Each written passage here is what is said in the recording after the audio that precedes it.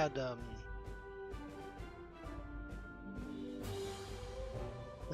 so tomorrow I've got the GDQ Hotfix event for the GDQ backup runs, and so I just need to practice a little bit. And I would say they have like a whole, when they do those, they distribute to their own build and config of OBS, and it's got some things I could probably take out of that. I don't exactly know how they do it, but like separating, doing specifically the game audio versus the desktop audio, and doing like the way they did the microphone. I don't know. I should look into it.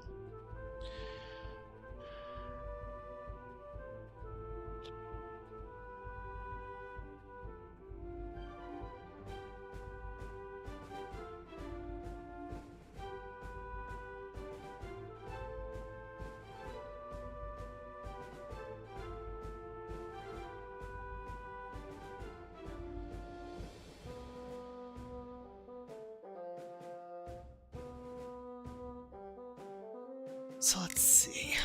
Yeah, so before GDQ, so while I was at GDQ, I actually practiced a little bit at the private practice rooms for runners, which was kind of cool to get to do. I did the practice. I actually did some theory crafting. I had a couple of things that I was trying out. One of which was trying to use a different key for the end.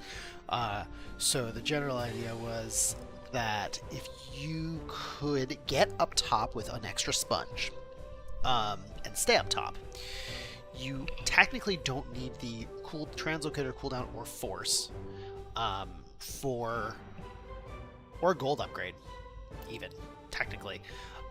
Oh no, you do need the gold upgrade, but you don't need the force cube upgrade. So you don't need any of that stuff except for the translocator after gold upgrade in the splits. So I was like, okay, if I use 2 sponges to get up there, bring a key from a different part of the game, and unlock the door to the translocator. And I got it there, and the key doesn't work.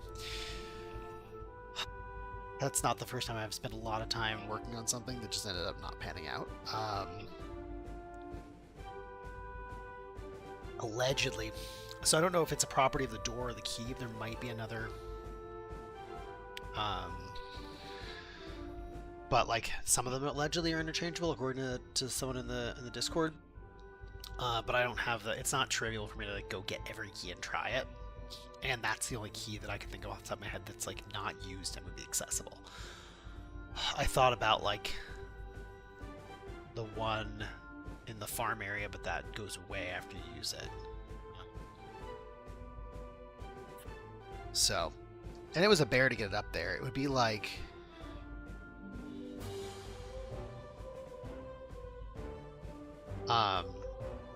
I'd have to really refine how quickly I could get the sponges, get up there. It was like a lot of tossing. It was multiple like toss sponge, get it up, connect them. It was a pain. And I needed to use 2 sponges because I hadn't gotten the force cube upgrade. But I was like, let me just skip all that. So a lot of work, but it was conceivable to save a significant amount of time if I could do it. Because I mean, if you look at the splits, right, you get the gold upgrade at 29:06. Beta black at 30. So let's say there's like 7 minutes in there that you could crunch down significantly if you could do it quickly. I think you could save at least a couple minutes.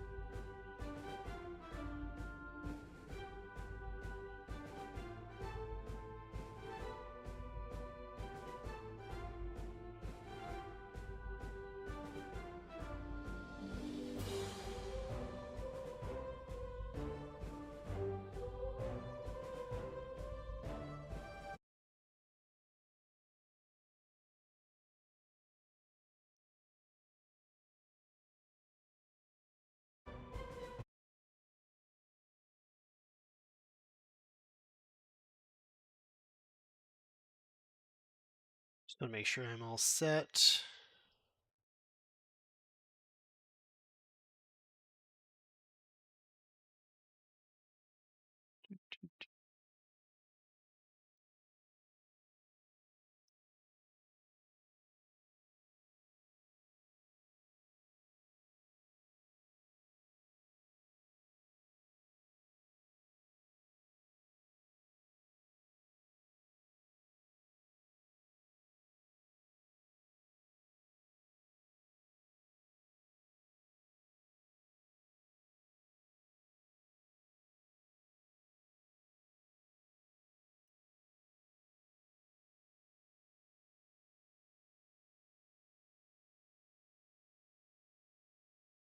I'm about to start. Just.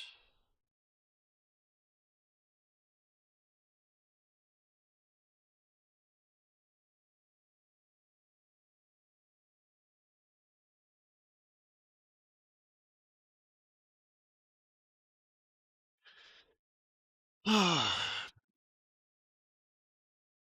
a bummer. I don't think I'm gonna watch the run right before mine, because as many years as it's been, I still haven't played Tunic, and I know it's a game that's pretty spoilery. Uh, let's get going.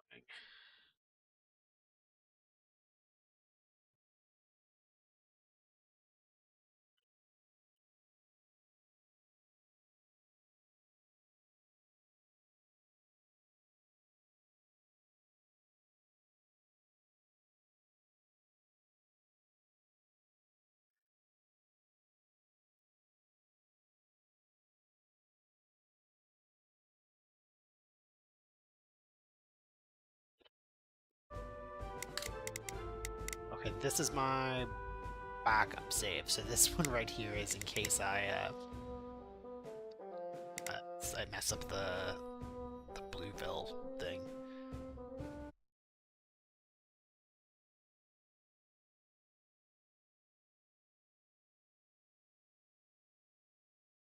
So we kill this. That was this. I had just quickly done a tech check with the hotfix team the other night.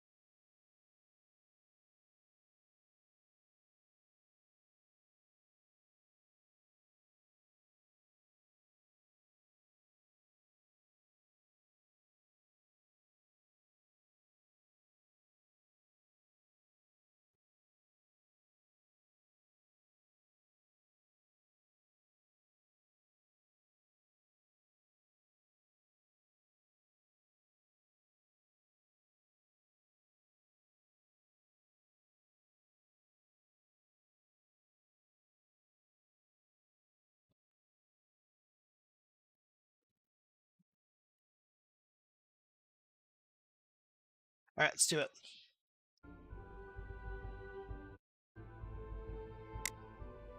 What's up? All right. I'm still on the fence as to whether I'm gonna do a. I think I'm not going to, but I was thinking about doing a live split on the side of it for my run tomorrow, but I don't think I'm going to.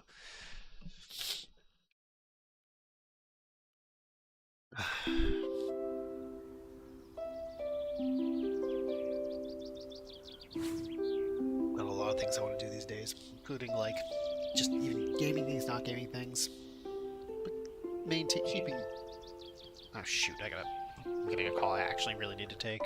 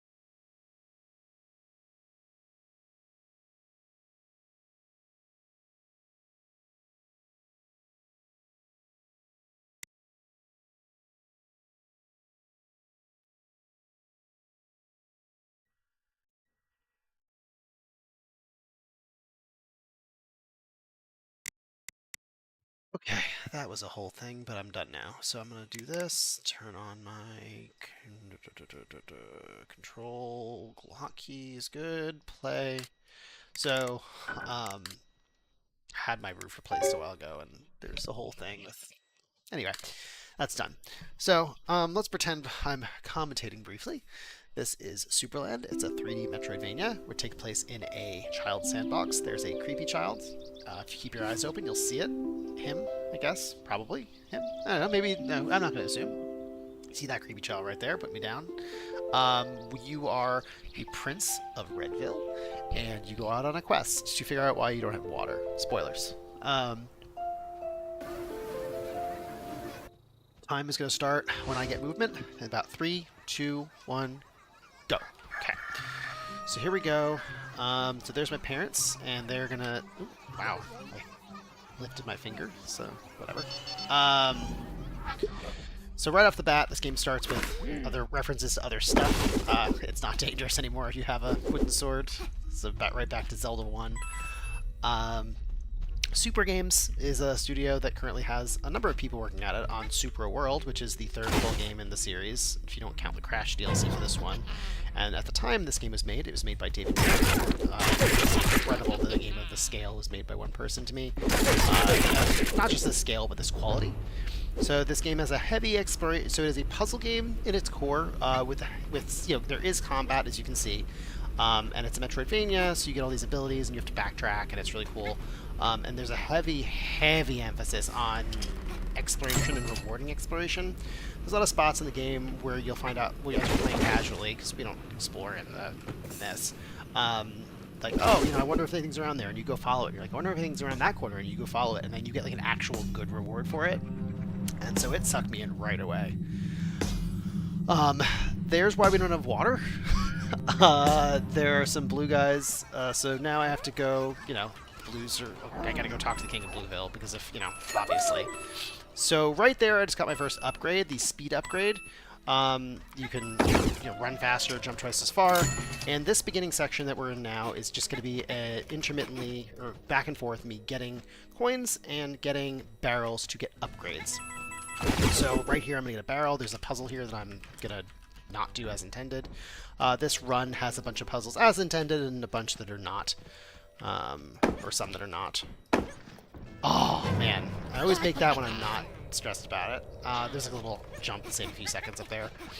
So I put the barrel in here, and then I just very quickly bought an upgrade. So I'm getting coins, getting barrels, back and forth. So right there I got the Force Cube upgrade, which I haven't had an occasion to use yet. And cool. Right there, I'll interrupt myself for a brief moment. That's the paint machine. So the paint machine, you see those a lot in the game. They're relevant to the very end. And they can take something and they paint something a different color. So in this case, it painted a yellow crystal white. So keep that and remember that for the next 40 minutes. It comes up a few times, and it's important. So right there, I've got 24 coins, which means I'm about to grab the bank upgrade. So now I can hold 60. And you're noticing I'm just shoving this purple cube. You haven't seen it yet, really. It's just sort of been behind me. But this is a Force Cube. And, okay. And so I use it there. It just, can be used to get some vertical height, and also I use it to put some distance between me and enemies. I can use it to do things like that. It's a little finicky with when you put it underneath you, but it's very useful for puzzles and other stuff like that. So that's the Force Cube. Here you can see I'm going for a bunch of coins. The coin routing here is very tight, and that said, oh, okay, that's a skip. That little skip saves me from going around. It saves a few seconds, and it mostly works if you get it on the first try. And then it's very diminishing returns at that point. I don't know exactly where the break even is, but it's not great. But that's the thing I introduced recently, and I'm pretty happy with. So here, this game's pretty good. You might have noticed that the platform is purple. This game does a pretty good job color coding some things to give you hints, especially early, to sort of give you an idea of how to use some of your abilities. I'll also note that that jump, some of these jumps, these Force Cube jumps I'm doing look really straightforward. They're not. They're require a lot of practice to do the way I'm trying to do them. It also doesn't just make me move faster horizontally, as far as I know. So I mostly do it when there's a vertical distance that it will make a difference in terms of my speed, or if I have to get somewhere that I otherwise couldn't get. So this puzzle we do as intended. I just swung my sword a little bit in case there was a skeleton there being rude. Enemy RNG is a huge factor in this run. It has killed many an on-pace run. So the upgrade we're about to buy now for 36 coins is the double jump, which is fairly self-explanatory. Pop over here to get a few more coins, and then we're going to go up here. This was also a skip. This right here I actually did pioneer myself. There's another way you could get up this little area, and it could, but A, it skips those 6 coins, which I like to have in my route, and B, I could never ever do it. I think I maybe did it once, where you kind of just jump across there, but I didn't find it to be useful or consistent. I haven't really timed out. I think going around this left side is a little tiny bit faster than the way I used to do it, going around the right. So a lot of the things when I say I used to do it, well, if you mess it up, it's way slower. So most of this route, this is a good time to shout out Kamuchin. So Kamuchin's a German runner who a while back in 2025 with some other folks started running this game and really broke open the route and came up with a couple of major skips that we'll be doing later on. And they were the record holder for about 6 months before I hopped on the scene. They were not actively competing for it, so I just sort of had time to go for it. They recently they're so good. They're not really running this game, but they're not really actively running the game, but they did a casual run for like their birthday and managed to get 10 seconds off of my most recent, like one of my recent PBs, just because, like, that was the world record. It wasn't the world record at the time, but it had been like a week prior. So they're really good. One of the things oh my god, that's okay. That's completely fine. That happens from time to time. I absolutely hate this pipe. It's really, really tricky. So anywho, yeah, one of the things that I am, work on, but like they're just really good at is just their movement's really tight. Their execution is so good. And I, just endeavor to be that good and that consistent. This right here, so we're in the 90% glitchless category, so no glitches. This is not a glitch. This is actually an area you technically you're not allowed to go out of bounds in this category. This isn't out of bounds. Later on, the game opens up heavily. We're not supposed to come here now, but as long as we don't abuse the checkpoint, like do any checkpoint warping, it's allowed in this category. So, popping over here, gonna come up here, and we are to the red MacGuffin. This is the first major milestone of the game. And this right here, it's just a blaster beam. You can see there's a red crystal above. So that is sort of the first major upgrade we're going to get. We're going to stop over here for some more coins. So there's only 2 more upgrades we need left in the game. One costs 40 coins, which is the next one, and then the one after that costs 5, which we'll easily have, just naturally. So I still pay attention to my coin counting here. If I kill enemies, it goes up, and I can potentially skip small things. I can also miss that. That's just, RNG manip. Gosh. Same thing with me falling off that pipe. Just trying to manipulate the RNG. So yeah, 11 is standard here. So you get 4 coins for free. 4 coins are pretty easy, and then I get 3 from jumping on a log. So if I don't kill any more enemies, that'll be the route that I do. When I say they're free, I mean like they're just like on my way. Okay. So you'll notice there's a button over there that's purple. I throw that on there. So yeah, anyway, Kamuchin's real good. Kamuchin's real cool. I have been trying to get my world record back from French runner named Wind Atomic. I have not done so yet because I've mostly been focusing on, well, when I've been running, I've been focusing on just sort of practicing with commentary, and oh, I'm about to... Oh! I just saw my whole life flash before my eyes. I realized in slow motion that I was probably going to die there, and he just missed me. Taking a death is pretty costly here, so I feel fortunate that I didn't. Ooh. My whole life flash. That's a one-shot. That guy slammed into me. Alright, so now we're coming into the farm. If done well, this is very slick. I haven't done this well in a bit. Let's see. Oh, come on. Oh, I missed the final one. Oh, gosh darn it. So I was too busy looking at these that I didn't realize I missed that. So yeah, we come up here. And grab this key. We grab 4 coins back here. Once again, so all that said, I was talking about Kabuchin, who's fantastic. The routing that the majority of this route is based on their run. As speedrunners, we often are standing on the shoulders of giants, and this is no exception. I tweaked it. That skip that I mentioned was not out of bounds, but kind of looked out of bounds. That was already done in an any percent glitch NNG category, and I just used it here because we weren't doing it. There's also a really funny thing in a little bit that we'll come across that also is just an intended thing that's way faster than the way it was done in the speedrun, and I just did it. So I'm amused by those things, how we kind of get tunnel vision as speedrunners. So in this section, this is Holy Land. So there's a dude who needs to get to a building. He needs to be holy. What does it mean to be holy? But to have a halo over your head. So that halo is just kind of like brown colored. So we're going to use a paint machine to make it yellow. But in addition to making it yellow, he has to float over his head. Now you're intended to stand here and hold it over his head, but that's slow. So we're just going to shove it in the wall and hope for the best. This is something I pioneered. This is a unique, I don't think it worked. Oh yeah, okay, True Holy Spirit command. Okay, cool.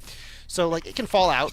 There's like, if you put it too far into the right, or if you put it too far to the right, it can not register, and if you put it too far to the left, it can fall out. Say I did Doc Brown down there from Back to the Future. Anybody who doesn't know that reference is young, and I feel extremely old. So now I'm at 36 coins. I am 1 off, actually. I missed one in that building. I was not paying attention, so it's fine. We're going to bring this, so this is a red key card. We're going to bring this key card on a magical journey with us. Yeah, I'm fine. I'll make up the coin elsewhere. I have the upgrades right here, but I have a different, so instead of getting these 3 on the log, actually I will do 3 on the log, and I'll do. So I'll get these 3. I'll get 1 inside the building. And then that key card's going to go with us on a magical journey. Which is just something I'm showing off for this. I've yet to find a way to make this work in a speedrun and actually save me time. But that's fine. Hypothetically, you can. So later on, there's a section where you have to turn a keycard red. And they give you a white keycard, and you have to basically do the same thing we just did. But, oh my. Oh. But you can skip that by bringing this forward. But it is very finicky to bring forward. Like, it is... Ooh, please. Oh, there we go. Okay. 1, 2, 3. Ooh, okay, we're just gonna let that go. I'm gonna come over here, and this looks like I don't know what I'm doing, and it feels slow. Then you might be right. Okay, I need to go get that. That's funny.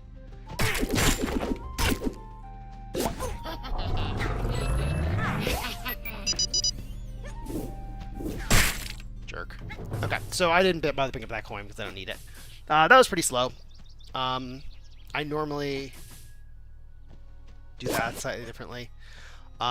So this was another thing that this is something that Wind Atomic did that was not the way it was done before. Kind of came around this left side. So now there's this red pirate. We haven't seen any, well, we saw a blue pirate before, but that's yeah, whatever. So he said there's an upgrade in here for a gun. What? Ow. Wait, does he get caught over there? I think that might have actually slowed down the cutscene. But I wonder if there's a way I can manipulate that. Now I want to try that out. I don't actually know if it slowed down the cutscene or if he managed to push whatever it was. But, like, he definitely got held up on that. Or if I can get, like, caught there and he'll just, like, vanish or something. Interesting indeed.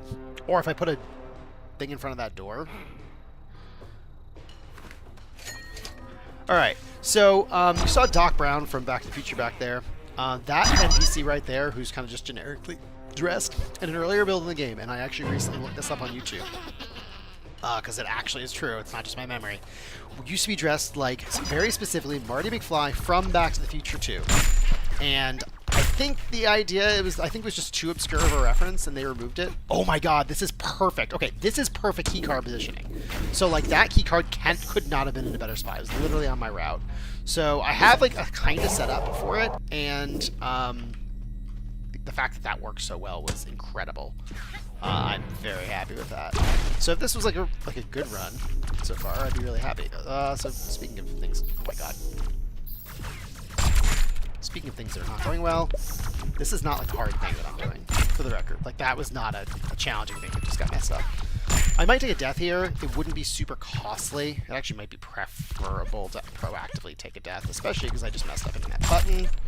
I'm looking a little flustered. There we go. So the idea with that is you... Oh my goodness. What is... This is... Health is going on a magical journey. Oh my goodness gracious. So where did that blue thing, or that yellow thing go? Okay, here it is. These are super balls, by the way. They're a puzzle element used in the game. They get broken down by yellow barriers. So that's an element in the game. They also turn on these switches. They also hurt enemies, but they're too finicky to really use that effectively.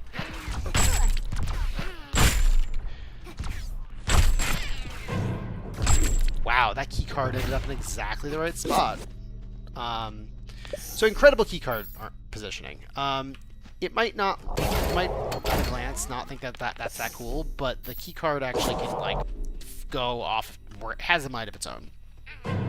So when it like does what I want it to do, it is. Ooh.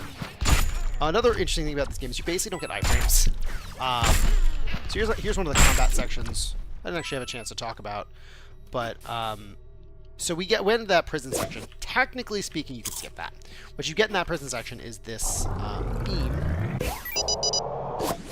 So you'll notice I've been shooting my blaster and then hitting it with a little thing, and that does 100 damage. Oh, it's splash.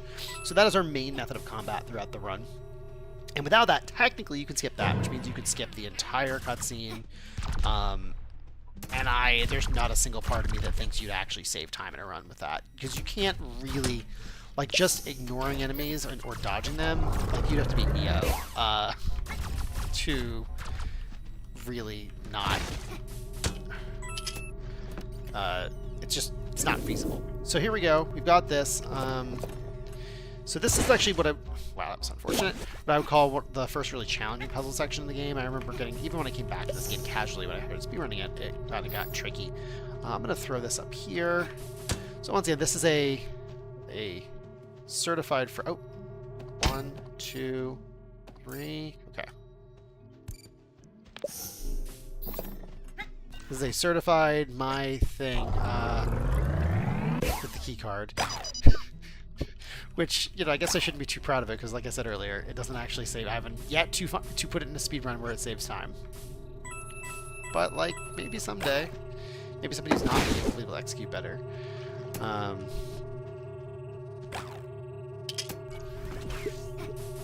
Okay. You can theoretically jump on... Well, you can jump on your force cube right there to speed that up by, like, a fraction of a second. But I have bad luck. I've had multiple times I get caught down. And when you do get caught down there, it is very bad, because you have already hit the switch, and it, like, say, you lose a ton of time. So I don't like to take my chances there. Okay, we're going to toss this here, we're going to throw this here, and we're going to do... Shoot. And these are all the reasons why the keycard thing doesn't necessarily save time, because you have to be so gingerly with it. You have to, like, move it around and grab it and make sure it's in the right position, and it's just a whole thing. So all it does is, by bringing this keycard forward, it saves you this. You just don't have to do this whole puzzle here. And at this point, it's not really a puzzle. Like, you know what to do. But that's it. So we're about to get the blue MacGuffin, which is the magnet belt, the float buckle. I don't know why I call it the magnet belt in my splits, but yeah, the float buckle. You can float on metallic objects. One of the things this game does really, really well is... there's a lot of things that seem innocuous. They're not, like, really obviously, like, things. Like, I didn't peg, for example, when I first started playing this game, that metal was necessarily an element or how it interacted with it. And you float on it, which is cool. And for wood, there's a different thing, and, you know, you'll see that later. But it's really cool. So this game, it just feels very organic. Once again, I'm very impressed with it.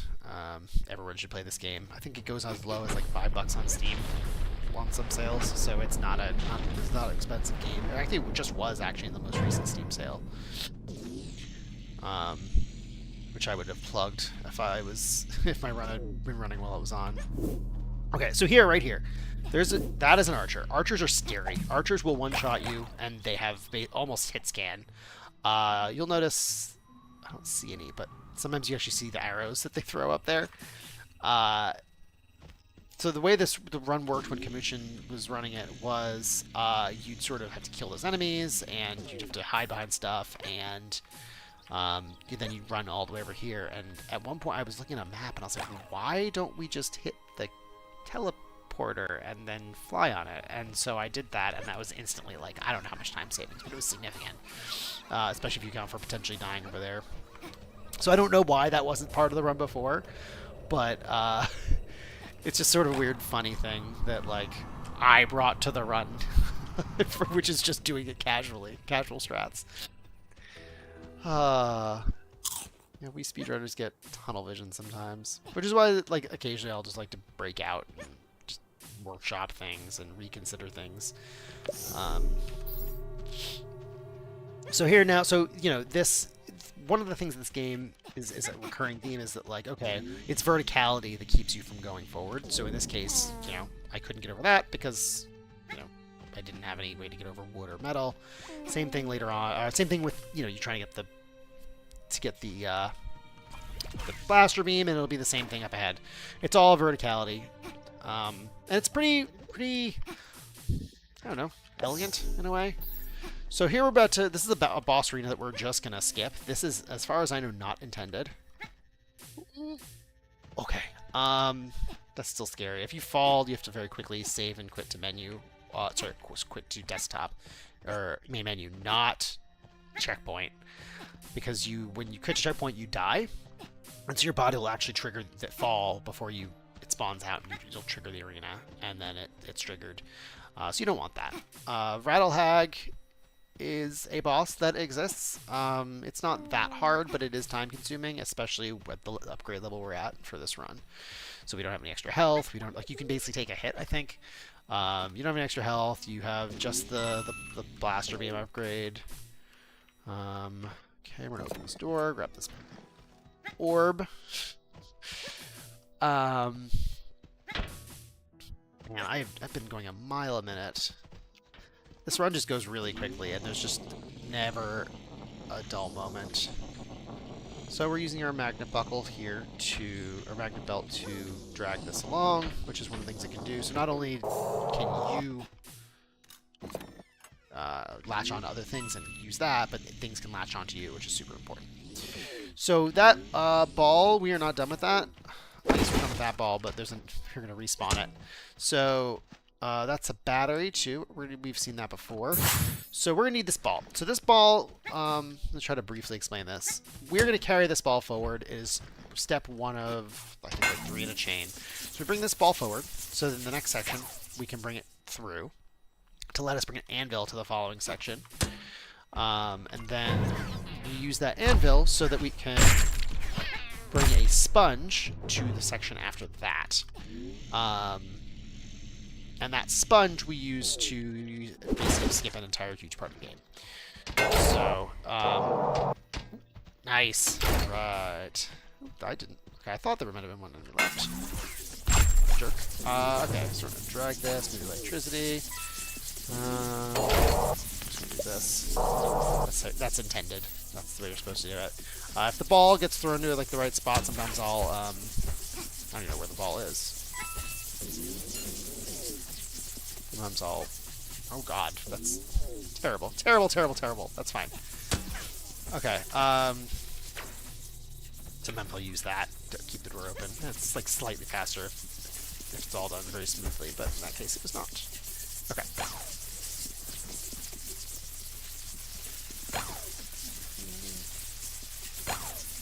Come on.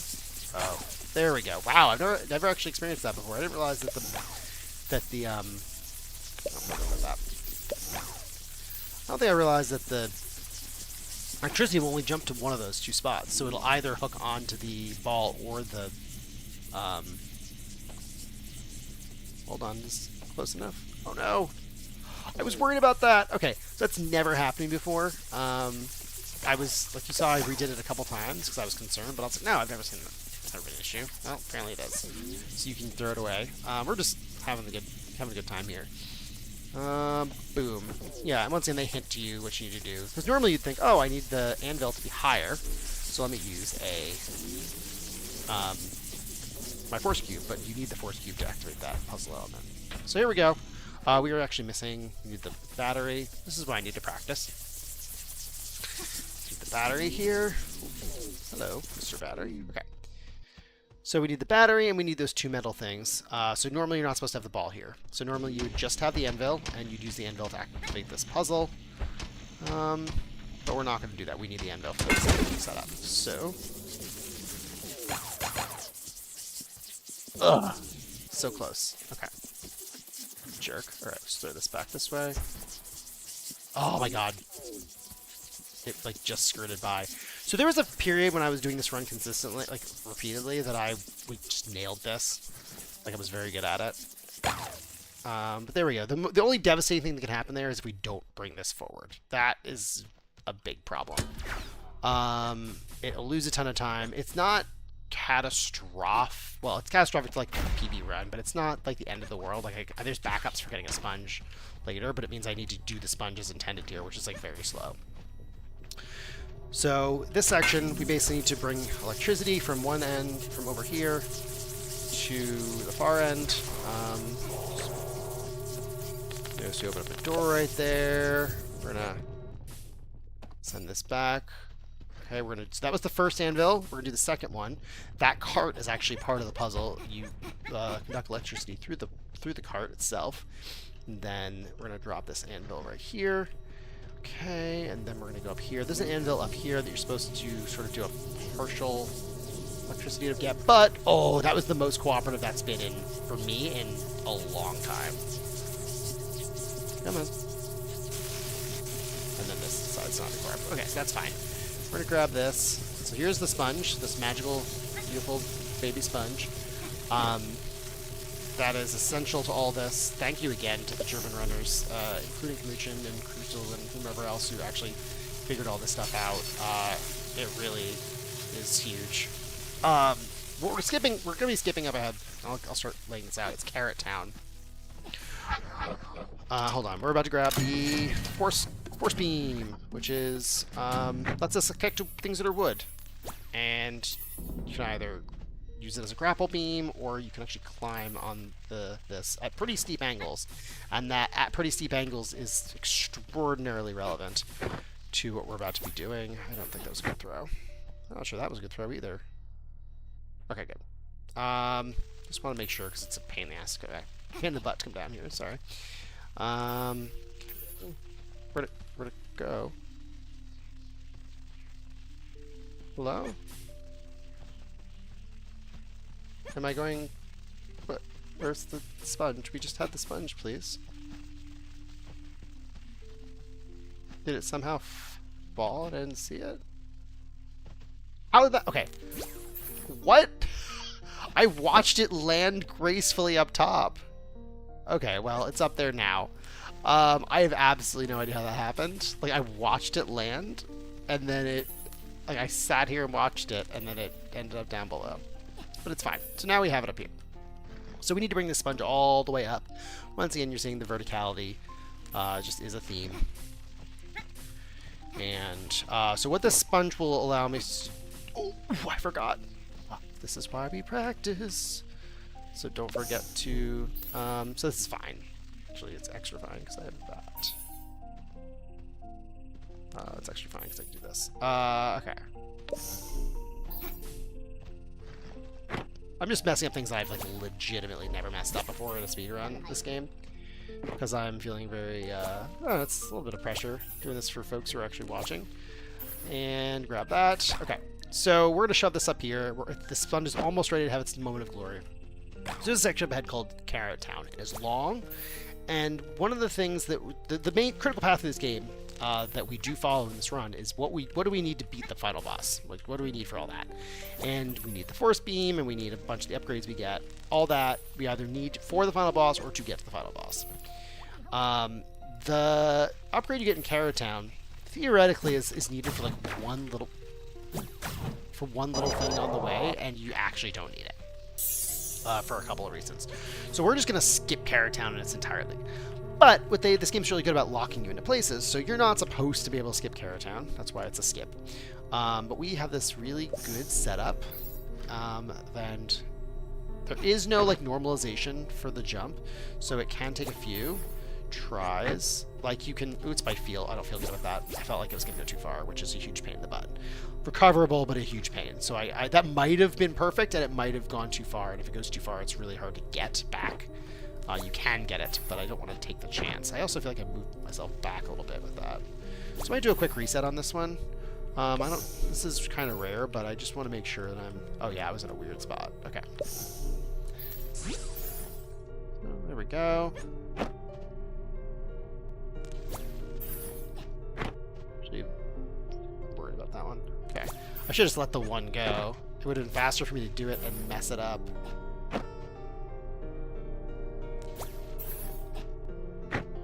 For the record, this is the kind of thing. This isn't like at this point for me. I can fairly regularly get this first throw.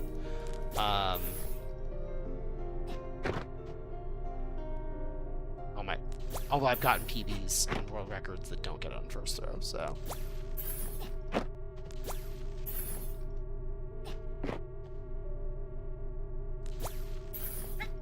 we're gonna skip Carrot Town. Theoretically. Okay, there it is. That's perfect. So that connects to this wooden door. So they really designed this area so you can't do this. Like, there's a lot of little bits about this area where you think about trying to get out, and they make it so you really can't. They do a really good job locking you in here. And just leave it up to the ingenuity of speedrunners to just completely crush it. So, yeah, we were able to get out of there, and we don't need the strength upgrade. And we're just going to sail back. We're actually going to grab up the sponge again. We're going to respawn it and grab it again because we're going to use it for similar shenanigans to skip the Blueville section, which I'll take a second to explain. So, Blueville coming up. We're supposed to go to Blueville. You can see in the top right, we're supposed to go see the King of Blueville. We're not going to see the King of Blueville. We're just going to go to Blueville. Though there is an upgrade which we kind of need for the final boss in Blueville that allows us to connect our force beam, this thing, to gold. And you'll see gold around the map.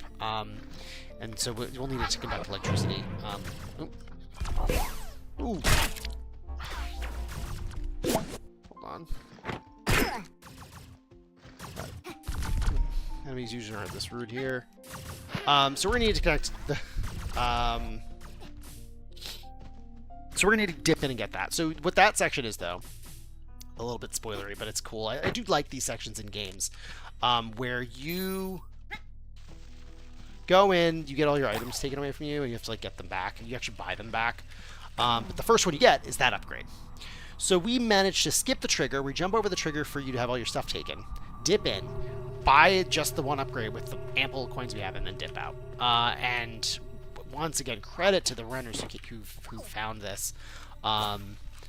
If I used Google Translate correctly on Kamuchin's marathon run that they did of this, what they were saying was they had done this in practice but never actually executed it in like a run, and did so live, which is incredible. And now that I've done this a number of times, this jump is not as I still have a backup save because it is catastrophic if you fail it, but it's not super difficult once you understand it. The key is, like, you're not jumping for distance. You're jumping for height. So you jump earlier than you otherwise might for your second jump. Okay, so we'll grab that again. Pop this up here. So we're going to use the sponge as an anchor point. Thank goodness dry sponges are basically count as wood in this game. Notably, wet sponges do not. Wet sponges have weight, which is useful for other things casually, but and maybe in the speedrun eventually, but not right now. So we have to get this. The lip of this is kind of, you can see it's a little finicky, so I just want to make sure I get it Good. That's good. Okay. So jump down here. Normally you have to go get a bunch of coins, buy back your stuff. We don't do any of that. Yes, I have checked. You can try to buy like the double jump again, and it does not give you extra jumps. Of course, I had to try. Okay. And then we get out of here. We peace out. There's a chance this could fail too. So I hop up on the force cube here just in case. And this was an area where I was recently theory crafting. What if I brought a second sponge in here and did some shenanigans? So if you do that wrong, you can actually end up getting teleported back into there, and then all of your, basically, it's over. That's why I have a backup save. Okay. So here now we have the gold upgrade. We need to get over here. And this is as intended. We're going to the lava area. We gotta go do this slickness. When it works, this looks so cool, which it did, thank goodness. There is a non-trivial chance we get death here. It just happens. Which would be really, really bad if we didn't have a backup for the super ball we kind of took. Oh my goodness. I don't think I'm supposed to go around the left side there. Oh! Something was weird about that. That was weird. Okay, so yeah, you could absolutely get sniped by any of these lava monsters. You'll see some, yeah, you can get sniped, and it's a bad time. So here we go.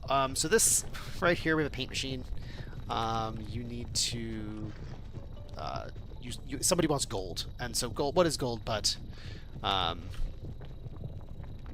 What is gold but, hold on a second, yellow colored rocks. Okay, so we're going to shoot the super ball that we brought from the previous section here, and then activate this. That yellow barrier would destroy the super ball, so you'd normally have to like activate one here, and from this puzzle over here, and that you need the strength upgrade for, and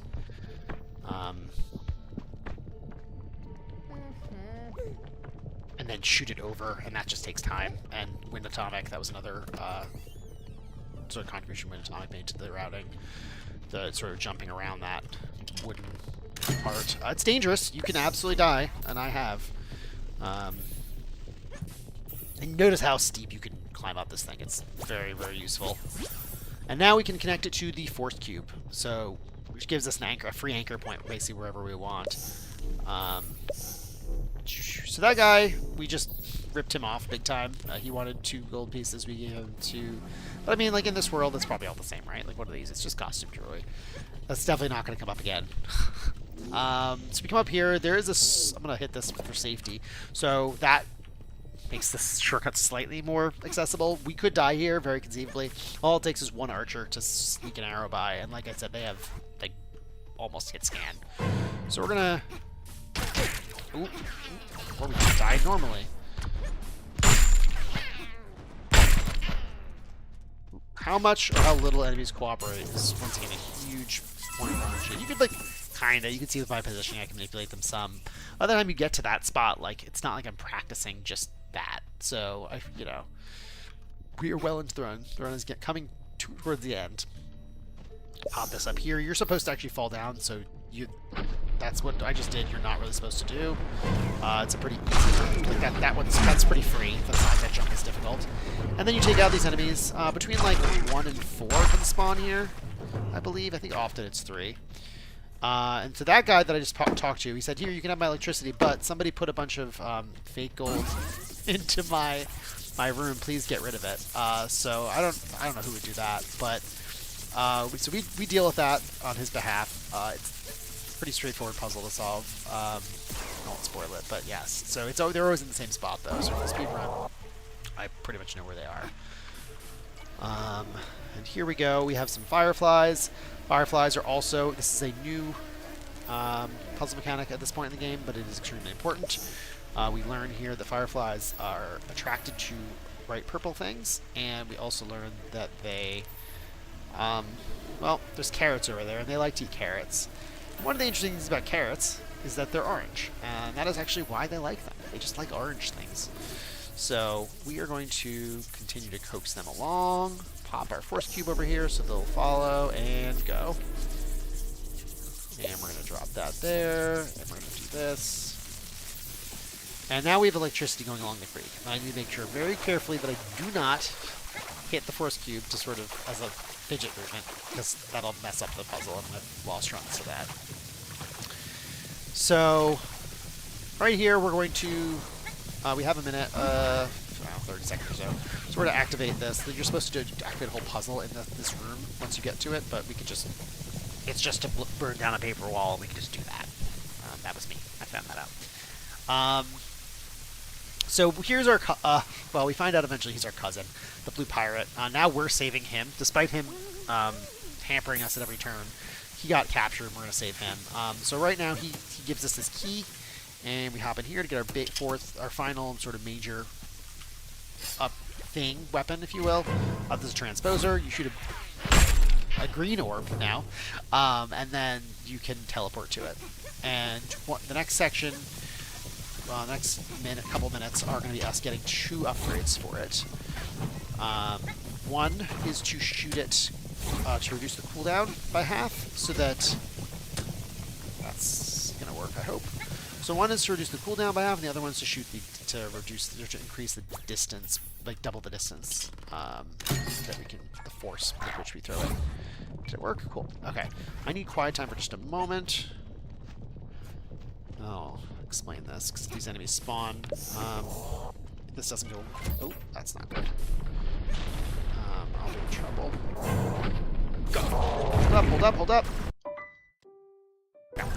So that right there was me sort of, you can kind of reset your spawn. But if you do that too quickly, if you don't like sit in the menu long enough, you could mess it up. So that just gets nasty. Your respawn point is back where you picked up the transport, the upgrade. And if they hit you, you have to take them out. Oops. And there's 2 archers in here. Also, the guys can actually sometimes shoot through the door. So it's not great. It's not my favorite thing. Okay, and then this is actually not as intended. Although it must be semi-intended, because, like, otherwise how would this work? But you'll notice that it turned black, and now these turned red. So you're supposed to, like, use that fire and lure the fireflies through it, and it's a whole thing. I casually struggle to get it to work. But if you run through that while it's burning, specifically while it's burning, you can just do that. That's another thing I discovered. Kamuchin separately discovered it and mentioned it to me at one point, and I had already used it in my runs. It took me a little bit to figure out what was happening, because I just happened to be doing that in that order and ran through it and noticed. I was like, oh my gosh, and I like, no! Okay. This is something I was worried I was going to do. It's okay. This is recoverable. Yeah, so we use this to get out now. So this is still semi-intended. What's not super... I guess they wouldn't have put this here if you weren't... I'm going to guess this is like semi-intended. So with the force and the cooldown upgrades, we gain just enough height that you continue to gain height every time you use it, if you time it correctly. So we use that to get up on top of here, which we're just running straight to the final boss. So we're coming up on time in a couple minutes. We're going to use all the elements that we've got. We're going to use the beam. We're going to use the force beam. We're going to use the transposer. We're going to use the force cube. We're going to use the magnet buckle. Everything we've got at this point we need. Short of the, I guess the sword we don't need. So turns out the blues were sabotaging us, but the blues were sabotaging us because they didn't have water. And the reason they didn't have water was because of this farting meat bag, which is actually what it's called in the game. And because this game is awesome, the farting is also a mechanic. So that is not just an idle, it's not just a joke. Like, the fact that he's farting is actually a relevant part of the puzzle. Okay. Okay, this is just rude. Okay, so we need to turn this yellow. Do this. So this is all going to happen pretty quick. Thank you to Hotfix. Thank you to GDQ Games Committee for getting this in as a letting this in as a backup. I'm so honored and excited. And thank you for Hotfix for running this event for us. Extra time to give shout-outs because I died. I do remember to put this in here. This is just such an amazing opportunity, and I'm really thankful every show and run this game.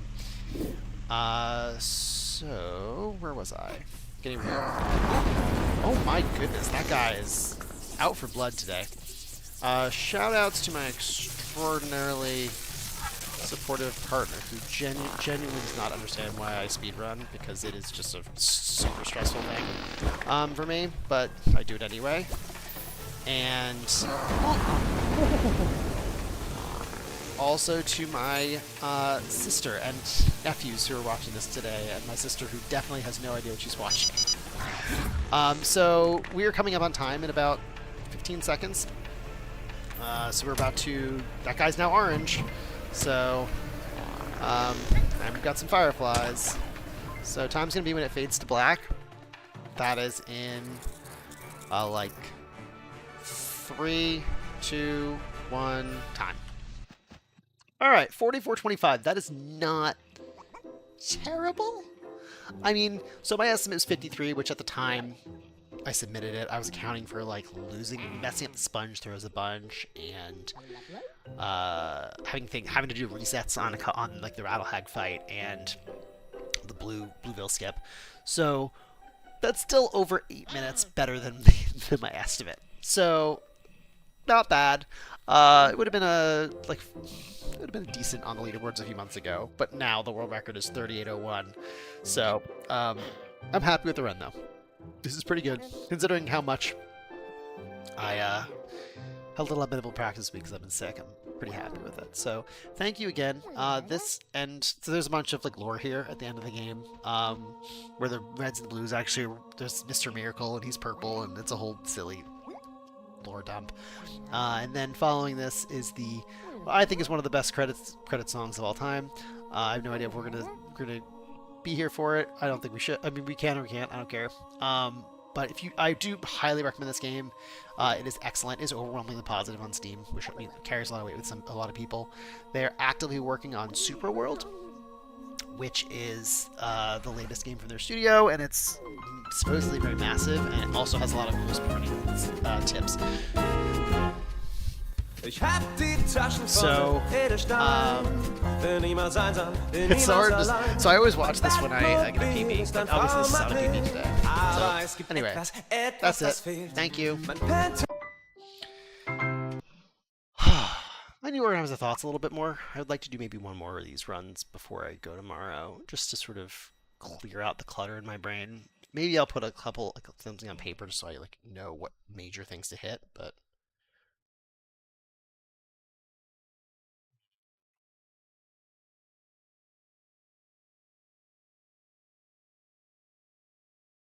it was pretty good. Could have been worse. 44:45 is like not a good time. Like, where did I just lose it? Force beam, I lost a ton of time. That's right, because I dropped the yeah, that splits often where I lose a lot of time. And then it just got worse and worse and worse. It was so bad. I was 43 seconds on that split. Yeah. Anywho, cool.